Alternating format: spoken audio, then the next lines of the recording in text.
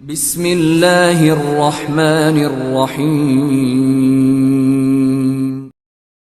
خود پروردگار نے حضرت موسیٰ نبینا علیہ الصلوۃ والسلام سے پوچھا، اے موسیٰ تم میرے لیے کیا کرتے ہو؟ غور سنیے گا، بس زیادہ میں آپ کو مزاحم نہیں ہونا چاہتا۔ ہاں کیا کرتے ہو؟ حضرت موسیٰ نے کہا کہ پروردگار میں تیرے لیے نماز پڑھتا ہوں، تیرے لیے روزہ رکھتا ہوں، تیرے لیے صدقہ دیتا ہوں، تیرے لیے جو ہے وہ ذکر کرتا ہوں۔ پروردگار نے کہا کہ موسیٰ یہ تمہاری جو نماز ہے یہ تمہارا دین ہے، اور دین جو ہے وہ راستہ ہے، میرے لیے نہیں ہے، یہ راستہ ہے، اس میں تم نے چلنا ہے۔ عزیزان محترم، یہ نماز جو میں پڑھتا ہوں بعض اوقات ہم بڑا جتاتے ہیں کہ مولانا صاحب میں تو 5 وقت کی نماز پڑھتا ہوں، فجر بھی پڑھتا ہوں۔ بہت سارے لوگ کہتے ہیں مولانا صاحب فجر قضا ہو جاتی ہے کبھی کبھی۔ کیوں قضا ہوتی ہے فجر؟ 1 دفعہ ہوئی، 2 دفعہ ہوئی، 3 دفعہ ہوئی۔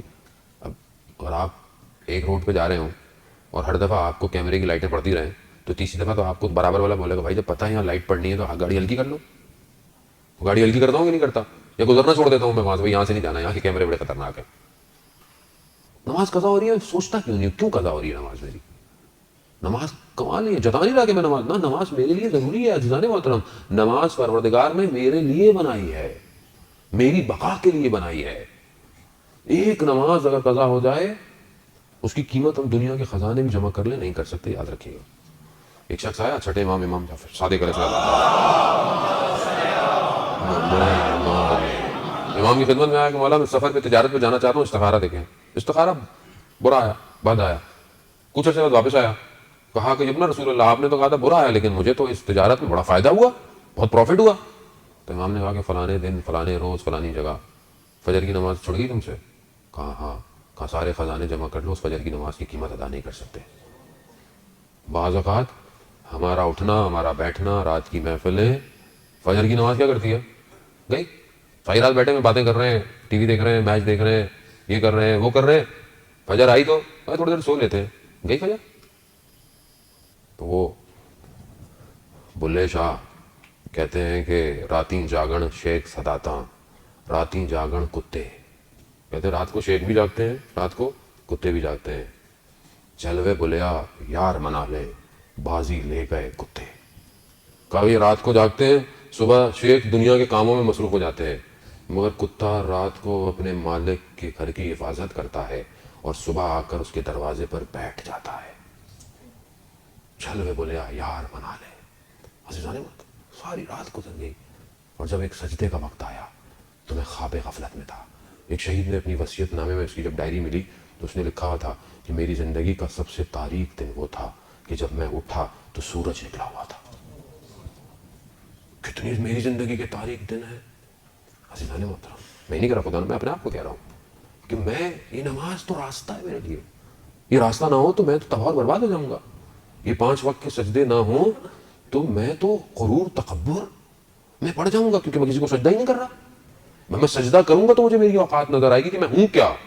اسی لیے پروردگار کو ساری عبادتوں میں سب سے بہترین عبادت کے سب سے بہترین جز میں سب سے بہتر سجدہ لگتا ہے۔ اسی لیے اس نے سب سے پہلے جب اپنے امر کو جاری کیا تو کہا کہ آدم کو سجدہ کرو، سجدہ۔ اسی لیے سید الشہداء نے سجدے میں اپنے آپ کو پروردگار دیا۔ اسی لیے مولا کائنات نے کوفہ کی مسجد کے اندر سجدے میں ضربت کھائی، بتایا دنیا کو کہ دیکھو سجدہ مہم ہے، اور ہم خود مخلوق ہیں اس کی، اسی لیے اس کو سجدہ کر رہے ہیں۔